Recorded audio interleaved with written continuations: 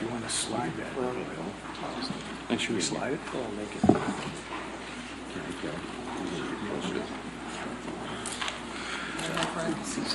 Well, good morning, everyone.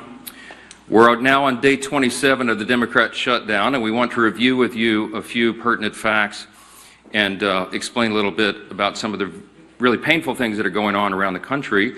We're delighted to be joined by our dear friend, Kelly Loeffler, former U.S. Senator and now the leader of the U.S. Small Business Administration, and she can speak specifically to some of the great hardships that are being felt by the people who provide jobs now around this country. Day 27 means it's almost been a full month since the Democrats shut down the government. And as we near the end of this month, the pain being felt by so many hardworking people around this country is very real, and it gets worse with each passing day. Here's some of the stats. Last week, 1.4 million federal workers missed a full paycheck. Now, you know, many of them are furloughed, and many more are deemed essential workers, those who are essential, for example, to keep the country safe. TSA agents we've discussed, and air traffic controllers, and Border Patrol, and of course our troops. But so many of them now are going without pay. The families of military service members and the air traffic controllers and so many of these others are now at very real risk of missing the paycheck at the end of this month. The Trump administration has done everything possible to bend over backwards to try to find sources of funding within the federal government to be able to cover the bases, but it is getting more and more challenging with each day. Now, every Republican in Congress wants to stop this madness desperately. And we have voted many times, over a dozen times, collectively 13 times, to reopen the government, to keep it open and reopen it once the Democrats closed it. But here's the very simple and important fact that no one should forget. We have no ability. Republicans do not have the ability to do this on our own. It's a simple math problem. We need Democrats to help. You need 60 votes in the Senate. We only have 53 Republicans. The Democrats are the ones voting repeatedly to shut down the government. But they're not opening it back up. They spent most of their time trying to distract the American people from the very simple truth. So I brought you a little visual aid here to just remind everybody what the simple facts are. 4 simple facts here. The Democrats are required to open the government. They keep saying Republicans are in charge of government.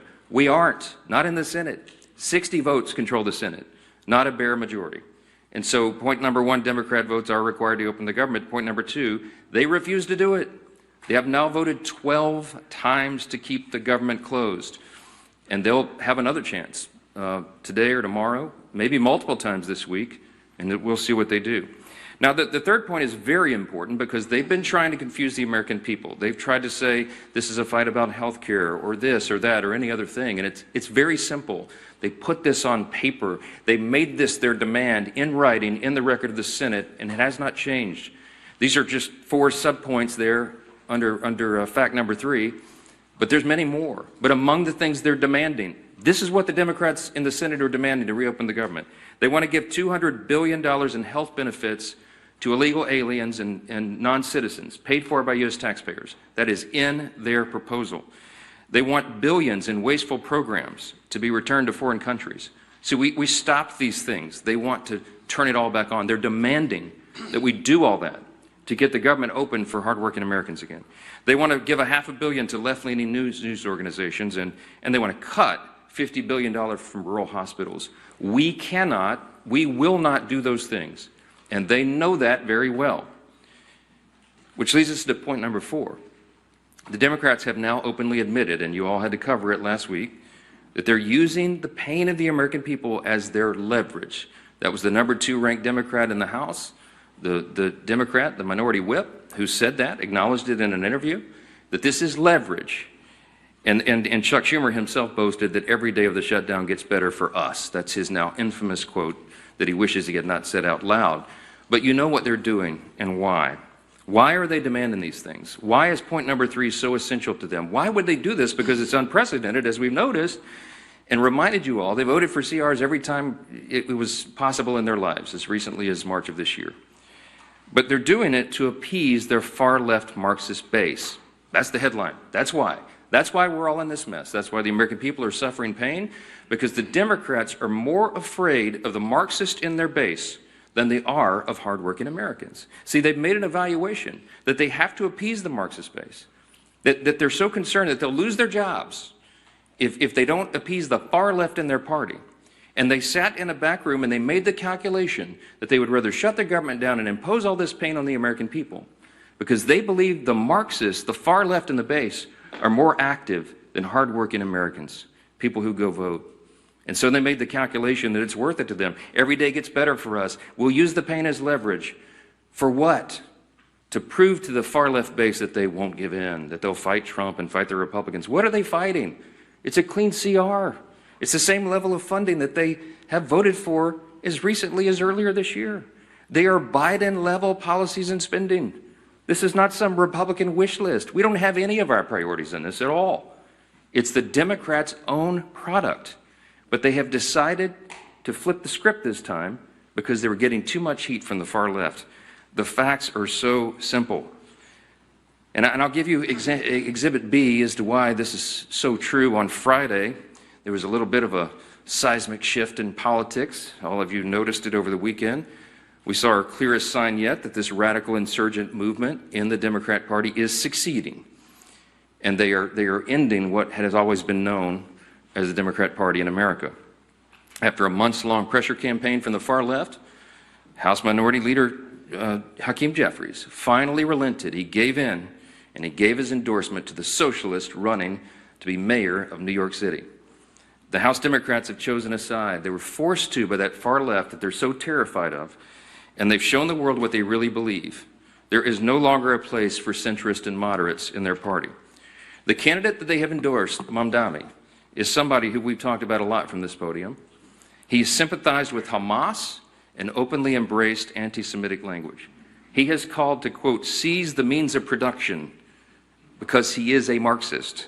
He's called to abolish our borders, to abolish and end immigration enforcement, to defund the police and to legalize prostitution, among a long list of hits that I could share with you. Zoran Mamdani is expected to take the helm of one of the most important cities in the world and the largest city in America. And he now has the full blessing of the Democrat leader in the House of Representatives. It is shocking. And that leader and all the other Democrats are going to co-own the consequences of what they do to America's largest city. Every reporter in this room should be asking every House Democrat individually whether they too agree with Hakeem's endorsement of the Marxist agenda. It's an extraordinary moment in the history of American politics, as this is not the kind of history that we need to be making. What we're witnessing is truly the end of the Democratic Party as we've known it. And even some Democrats are now saying that out loud. You can see it in their interviews. I watched one last night. All this is directly related to the Democrats' shutdown show. Why?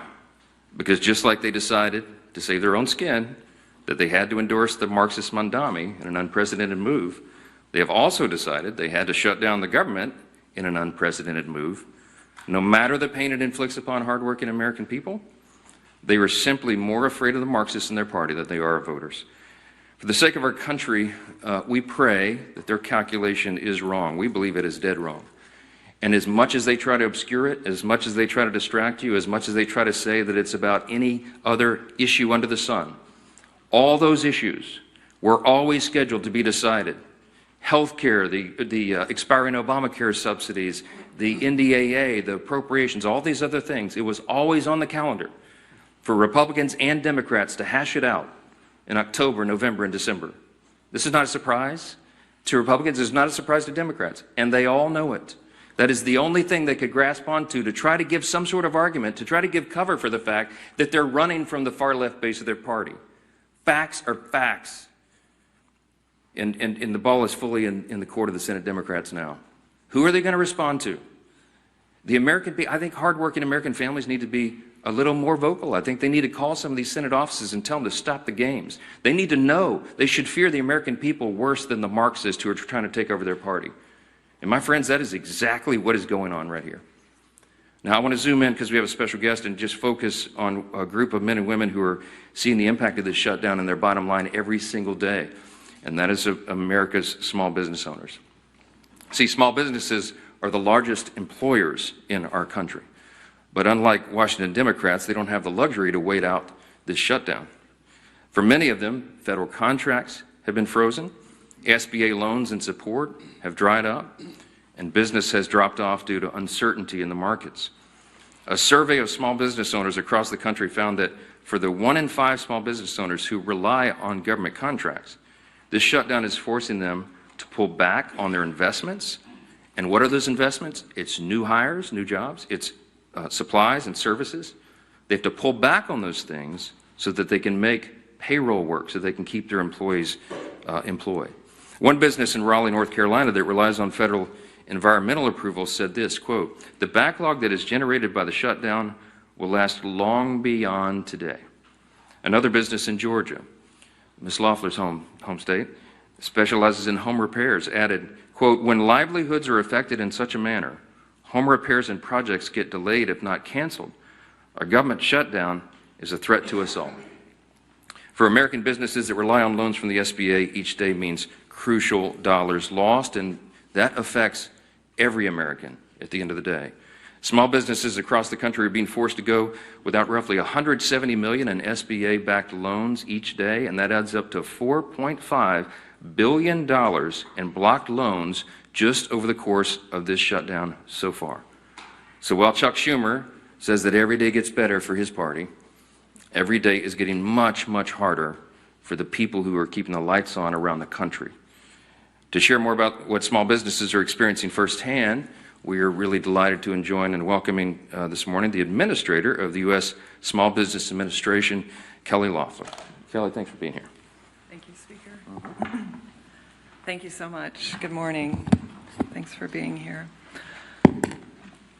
Well, thank you, Speaker Johnson, and the leadership gathered here. And I want to start out by thanking you all on behalf of America's 36 million small businesses for passing a clean funding bill to keep the government open, and for passing the largest working family tax cut in American history, saving taxpayers a $4 trillion tax hike that Senate Democrats voted for, congressional Democrats supported. Now, that tax cut is a big reason why we've seen a historic comeback for our nation's economy under the leadership of President Trump and congressional Republicans.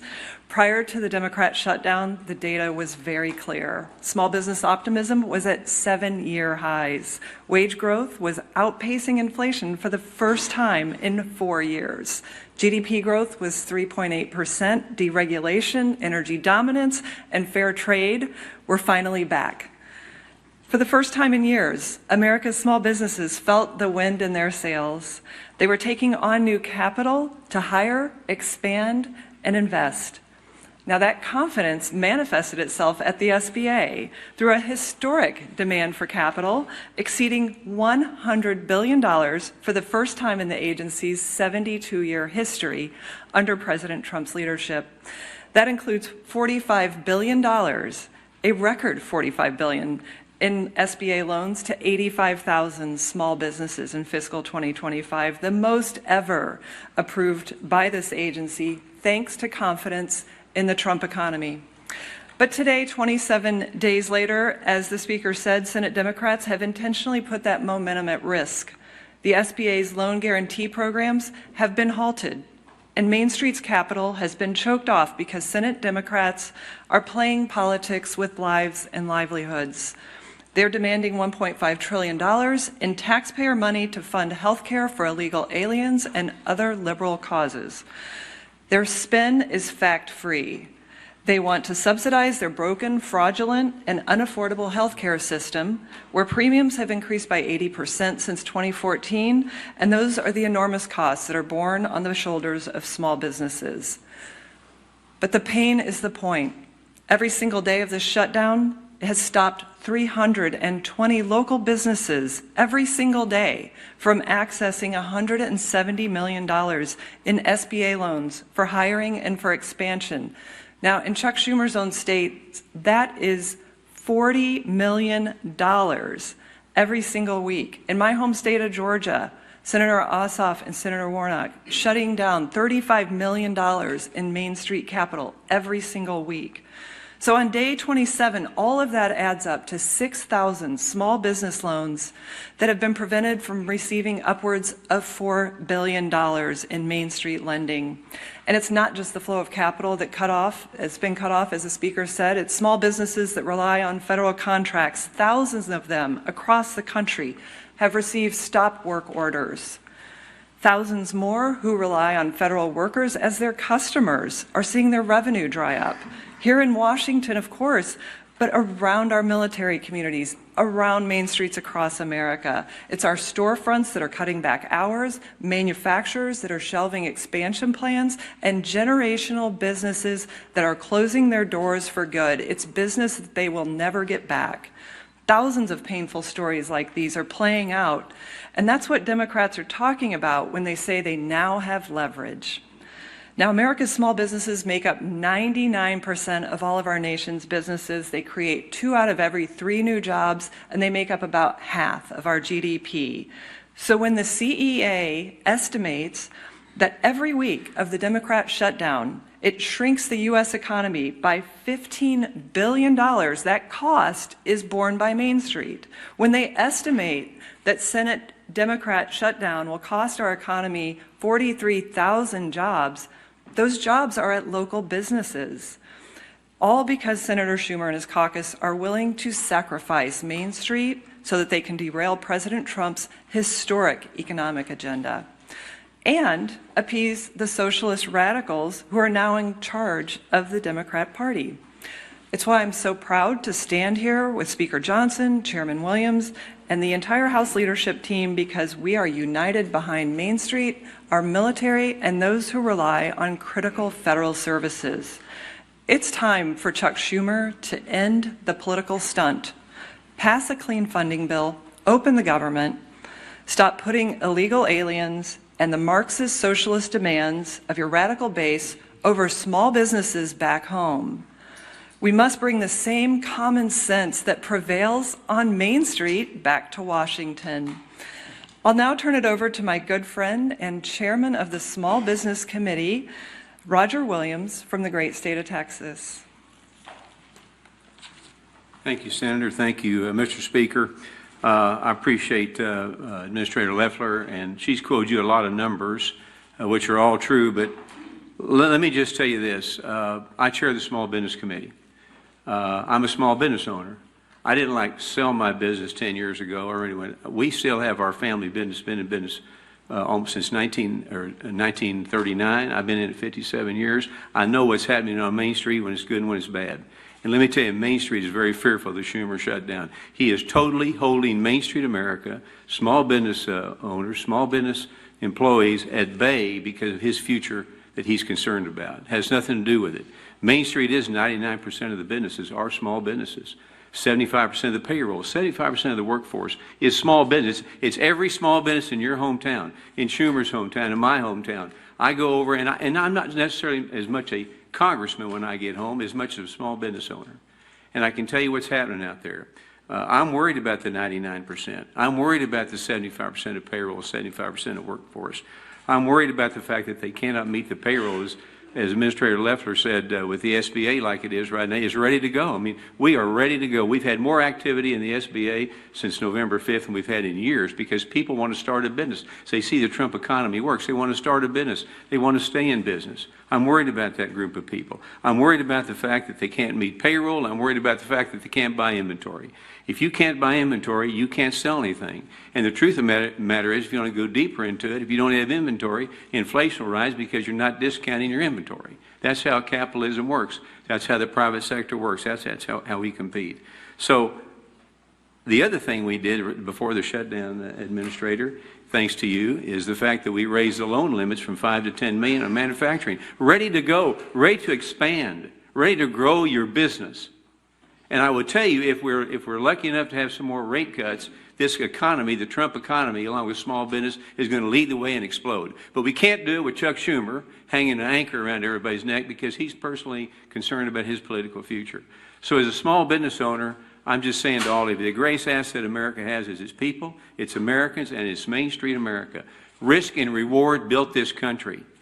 Right now, there's no risk and reward. We're just playing defense. That will not work. This shutdown must end immediately to save small business, to save consumers, to save Main Street America.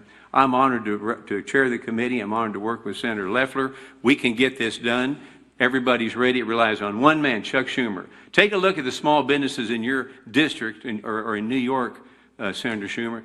Tell them that you don't care about them. Tell them you don't care if they meet their payroll. Tell them you don't care if they hire workers, and see how that goes. America is the greatest country in the world with the greatest workforce in the world.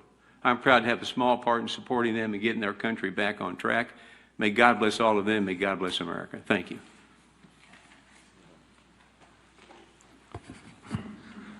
Well, thank you, Chairman Williams, for all you do to support small businesses, to really epitomize the backbone of our economy. And Administrator Loeffler, thank you for coming and for what you're doing to help small businesses grow in every corner of this country. Unfortunately, as Administrator Loeffler pointed out, those small businesses are struggling like millions of families all across America. Why? So that the Democrats can get leverage. Who knows who they want leverage over? They can't articulate it. They've laid out $1.5 trillion wish list of crazy items like giving taxpayer-funded health care to illegals. In their bill to give that taxpayer funding to illegals, they actually gut rural health care. Democrats gut $50 billion out of rural health care. They want to talk about health care? They're the ones making it harder. And of course, they don't want anybody to remember facts. Facts like when we moved the working families tax cut through this Congress. Unfortunately, not a single Democrat wanted to support that because it involved preventing a tax increase. The party that's now gone all the way over, full bore into socialism. As the Speaker talked about, Hakeem Jeffries is now all in for the socialist agenda of Mandami. He is the head of their party now. When he gets elected mayor of New York, he's given the marching orders to the rest of the Democrats. And they want to raise taxes on everybody. They call you rich. Anybody who works for a living is going to be rich, and they're going to raise your taxes to get government-run grocery stores and the lunacy that comes with that. That's the Democrat agenda. It's not about improving health care because, again, in their own alternative bill, they want to gut rural health care. You know what else they work to do? In the working families tax cut, we had a provision that would have lowered premiums by 11%. According to CBO, it was scored to lower premiums on families. It's called CSR. You can go look it up. It's something that has been out there as an idea for a long time. We actually put it into bill language and text and passed it through the House. But Democrats went and used a parliamentary maneuver under the Byrd rule to get that removed because they don't care about families. They don't care that that provision would have absolutely lowered premiums by double digits for families who are paying too much for health care. And then not only did they get it removed, Democrats in the Senate bragged, still to this day on their website, bragged that they removed it. They want to tell you it's about health care. It's not. They really told you what it's about. It's about getting leverage, showing off to their radical Marxist socialist base that they're fighting Donald Trump because they're still angry about the results of the November election.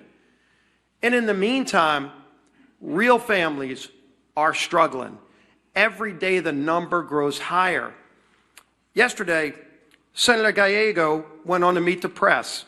And he was asked when Democrats would reopen the government.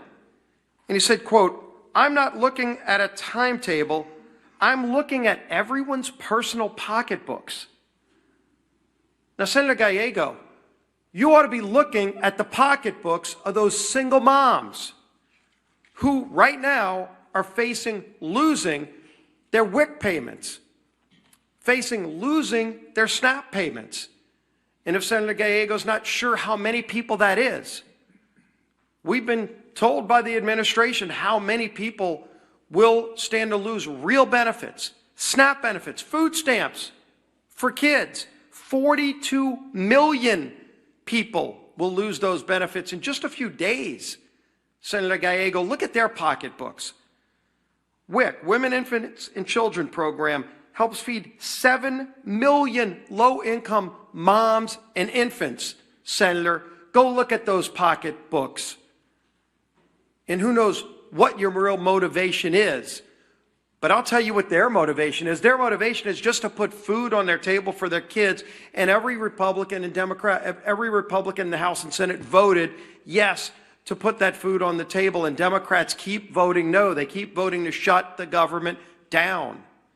And it's having an impact on millions of people. Head Start, which is a program that funds education and nutrition services for 800,000 kids under the age of 6.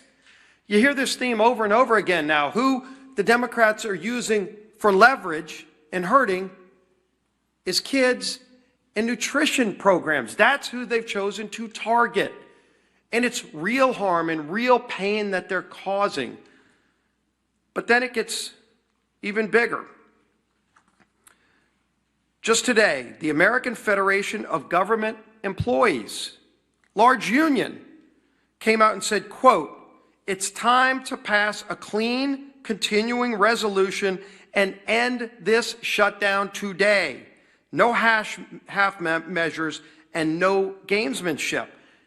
And the union went on to say today, quote, "Because when the folks who serve this country are standing in line for food banks after missing a second paycheck because of this shutdown, they aren't looking for partisan spin. They're looking for the wages they earned. The fact that they're being cheated out of it is a national disgrace." And they're right. It's a national disgrace what Democrats are doing to good, hardworking people, to women, infants, and children who are just looking to this town and saying, what are these Democrats doing? What happened to your father's Democrat Party? It's a mirage of what it used to be because the socialists have taken over. This is what Marxism and socialism looks like. Government workers standing in food bank lines, children going without food, and Head Start nutrition programs so that Democrats can use you as leverage. It's a national disgrace, and it needs to end now. We stand ready to get that job done. We voted to get that job done. It's time they stop playing this game that's harming millions of people. Our whip, Tom Emmer. We're now on day 27 of the Democrats' shutdown, and the consequences are getting more severe every single day. Over the weekend, we saw federal workers lined up at food banks, as our majority leader was just saying, as they are being forced to figure out how to feed their families. We saw control towers at major airports such as Dallas, Fort Worth, Newark, and Phoenix facing significant staffing shortages. And if the Democrats fail to pass our clean CR and reopen the government this week, more Americans will miss their hard-earned paychecks. Some states will be forced to cut off SNAP benefits, including my home state of Minnesota. Thankfully, the Trump administration and private sector companies have stepped up where Democrats have refused. President Trump has found creative solutions to help pay our troops and fund WIC benefits for moms and young children for just a little bit longer. DoorDash announced yesterday that they will help support Americans by delivering free meals to food banks and waiving delivery and service fees on grocery orders for SNAP recipients. But these are Band-Aid solutions to the Democrats' self-inflicted shutdown problem. Remember, it doesn't have to be this way. There is a nonpartisan government funding bill sitting in the Senate ready to be sent to President Trump's desk immediately. We just need 5 Senate Democrats to come to their senses, do the right and reasonable thing, and support our clean CR. Contrary to what House Minority Whip Catherine Clark believes, the American people are not leverage in the Democrats' shutdown charade. And we refuse to negotiate under hostage conditions, nor will we pay a ransom.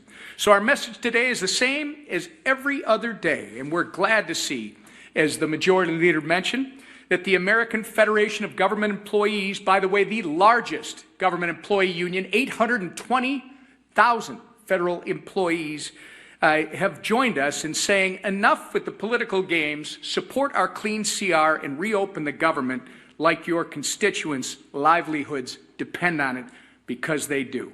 With that, Mr. Speaker. Thank you. Yeah, Manu, go ahead. It's now been more than 5 weeks since the House has last met and last voted, but even during the government shutdown, House committees could still meet, there could still be markups, there could still be oversight hearings, bills could still come to the floor. So why not do that rather than have members back home in their district? Why not bring them back here and do the work that they were elected to do? Yeah, so we're evaluating this day by day. The House did its work. I've said it over and over and over. And the most important thing is to get the government open. It's the #1 priority and #1 responsibility of Congress, and the Senate Democrats have chosen not to do it. We think that is paramount and of paramount importance to everything else. There is plenty of time in the remainder of the calendar year to do all the things that are the must-pass pieces of legislation and all the negotiations that I referenced earlier today. And we are anxious to get everybody back to regular legislative session. But there cannot be a regular legislative session so long as the government is closed and Americans are feeling so much pain. We won't do that. Now, in the meantime, Republicans, I don't know what the Democrats are doing other than publicity stunts, but I can tell you the House Republicans are doing some of the most meaningful work of their careers. They are in their districts working around the clock with their constituents, helping them not only to negotiate the crisis that's been created by this Democrat shutdown, but all the other matters that they need to attend to. And I'm hearing from them individually. They are having some of the most meaningful interactions at a time of great crisis with their constituents that they've ever had, and that's really, really important. So I don't want to pull them away from that work right now when their insight and their counsel and their assistance and those of their staff, who, by the way, aren't getting paid soon, that is most essentially needed right now back home. So we have work to do here. We'll get back on the floor as soon as we are and can, and in the meantime, as soon as the Democrats allow us, and in the meantime, the committees, the chairs of all the committees, and the active members of those committees are still churning the work out. They're not doing a markup right now in a formal meeting, for example, but they are still doing very meaningful work. Oversight. The oversight responsibility of the House continues to work. You might have noticed the Oversight Committee dumped its 3rd batch of files from the Epstein matter just a number of days ago. 43,000 pages of documents are out there, including Epstein's own personal flight logs, his financial ledgers, his daily calendar and diaries. All those things are out now in the public. And so all these essential functions of the House of Representatives continue in earnest. No, Hakeem Jeffries has said they're on vacation. Well, he might have sent the Democrats on vacation. But House Republicans are doing very important, very essential work around the clock. Yes, go ahead, Melanie. SNAP benefits are going to run out this week. Yes. The USDA said they're not going to tap into a contingency fund in order to ensure those benefits get paid. Do you think the administration should tap into those funds or find other sources in order to ensure that millions of Americans do get paid? Well, look, I can tell you the administration has worked, as you all know, very creatively and very hard to limit the pain on the Americans because of the Democrats' shutdown. And the SNAP benefits is a unique situation. I got a summary of the whole legal analysis, and it certainly looks legitimate to me. The contingency funds are not legally available to cover the benefits right now. The reason is because it's a finite source of funds. It was appropriated by Congress, and if they transfer funds from these other sources, it pulls it away immediately from school meals and infant formula. So it's a trade-off.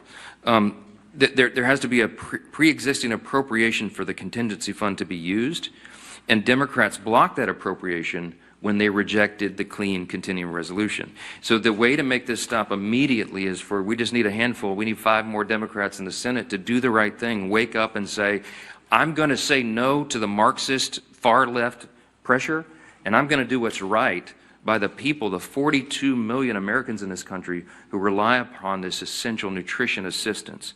Am I going to starve my constituents, or am I going to appease the Marxists? That is their actual calculation, whether they say all of that out loud or not. Everybody in this room knows exactly what's going on, and it's so infuriating to us. The best way for SNAP benefits to be paid on time is for the Democrats to end their shutdown, and that could happen right now if they would show some spine. Yes? Thank you, Mr. Speaker.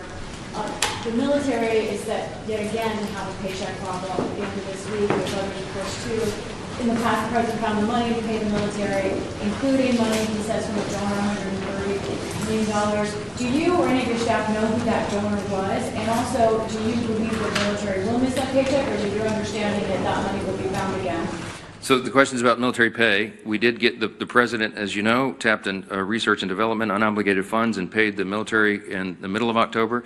Their next check is due the end of this week, and we're not 100% sure. Now, I do know the administration and everybody is bending over backwards to try to figure that out, but I don't know the final analysis yet. With regard to who gave the $130 million very generous donation to help pay troops, by the way, that's just a small fraction of what is needed to pay the troops, as you know, but a very generous donation. I have not asked the president for the identity of that person because they want to remain anonymous, and I respect that. I've heard rumors, but I'm not 100% certain because, again, I haven't asked to verify that myself. Yes. Mr. Speaker, this AFGE, Leader Scalise and Whitmer both mentioned this new statement from the president of the American Federation of Government Employees. They represent 800,000 federal employees.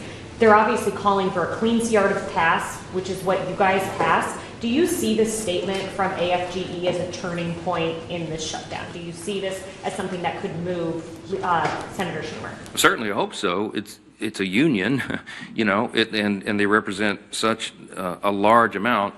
There's 1.4 million federal employees. They represent 800,000 of them, and they said, to your point, in quote, pass the CR and open the government. It couldn't be more clear, and because they understand the reality of this. These are federal employees. Many of them watch carefully what happens here in the halls of Congress. They know that this whole thing by the Democrats, the entire shutdown, is a charade, because they know, and anybody who pays attention knows, we always were going to arm wrestle over the remaining issues on the table this year.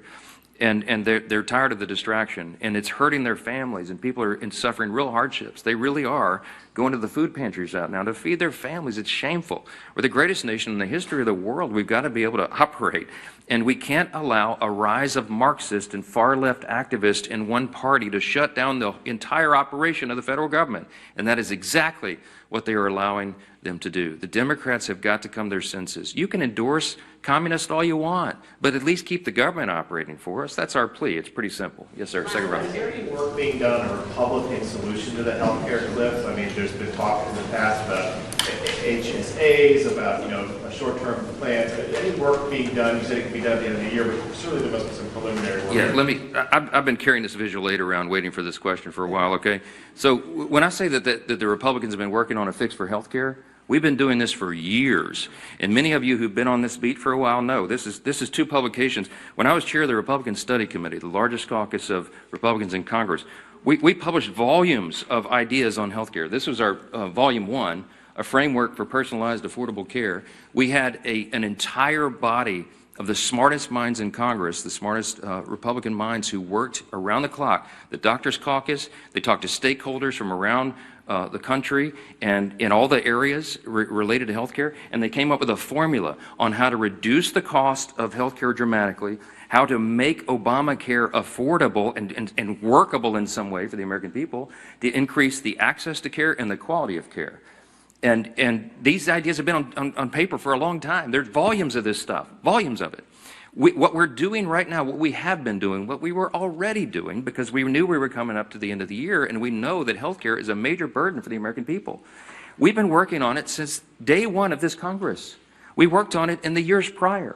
And we've already demonstrated, this is not talking points for us. When we say the Republican Party is the only party that has any chance at fixing healthcare for the American people, we've demonstrated it.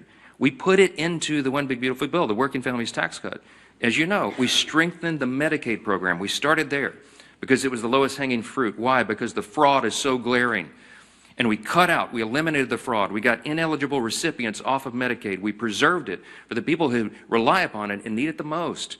Young pregnant women, the elderly, disabled, for example. We got able-bodied young men without dependents off the program. And what we did was we strengthened it. Don't take our word for it.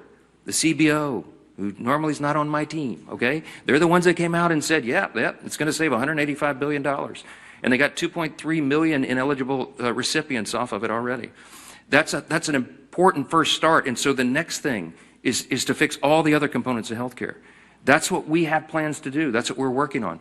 The expiring Obamacare subsidy at the end of the year is a serious problem, because if you look at it objectively, you know that it is subsidizing bad policy. We're throwing good money at a bad, broken system, and so it needs real reforms. The reason it was never appropriate or never possible to be resolved on a simple CR, stopgap funding measure, is because it's very complicated to fix. But Republicans have a long list of ideas. Leader Scalise has been working with the chairman of our 3 committees of jurisdiction, putting all of that, formulating all that, grabbing the best ideas that we've had for years to put it on paper and make it work. But we know we're going to have to arm wrestle with Democrats over that. Why? Because many of them are avowed to get us to a single-payer system. They do love socialism, my friends. They love Mondami. He wants government to take over everything. They're on board with that program. They think the government can do a better job by taking over health care. We believe in the private sector and the free market and individual providers, their acumen. And we say that if you take the government off their backs and allow for real competition again in health care, you will improve its quality and you will bring down its cost. All of these are important components of that, and we have a lot of work to do, but it is not a simple thing, and I am not going to go in a back room with Chuck Schumer, like he keeps demanding, with 4 people and make this decision. I will not do it. It's not appropriate. It's not right. It's too complicated for that. We need all the members to have buy-in. We need to have these healthy debates and discussions, but we can't do it while they're shutting the government down to appease the Marxists. That's it. That should be your headline. I want to thank Chairman Williams and Administrator Loeffler for being here and highlighting the trials of small businesses, and we'll see you here again tomorrow. God bless.